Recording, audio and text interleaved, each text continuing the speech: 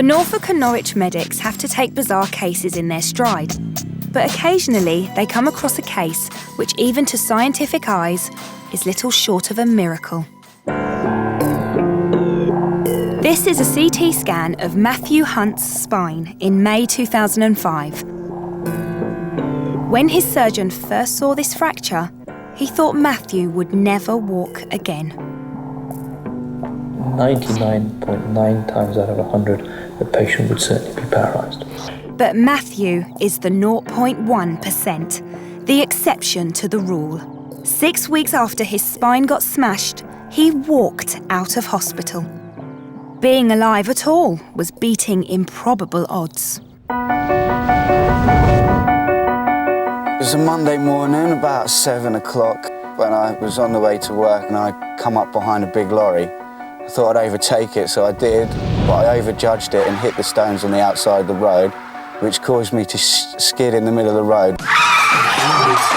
And then I hit a big road sign, through a fence, and rolled into a field about 4 or 5 times. It appeared that the patient hadn't been wearing a seatbelt. He had sort of been thrown around in the vehicle as well. They found me in pretty bad position. I was in a lot of pain. My bum was stuck in the sunroof. One of my legs was out of the windscreen and one was out of the passenger window. This paramedic had to give Matthew more morphine than any patient he'd ever treated. He had 18 milligrams of morphine in total. I remember somebody had already got an arm ready to put a cannula in. I had like a fracture and broken back, a bust-up shoulder, a couple of broken ribs and a punctured lung. At the hospital, spinal surgeon Mr. Rye was horrified by what he saw. So he's actually twisted and torn his spine apart.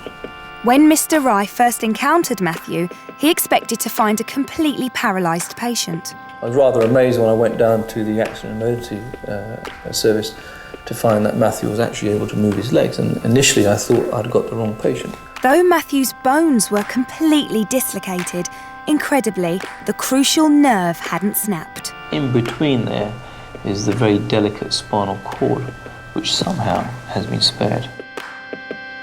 They operated a couple of days after the accident, and then it was about a 7-8 hour operation. It was quite a long one.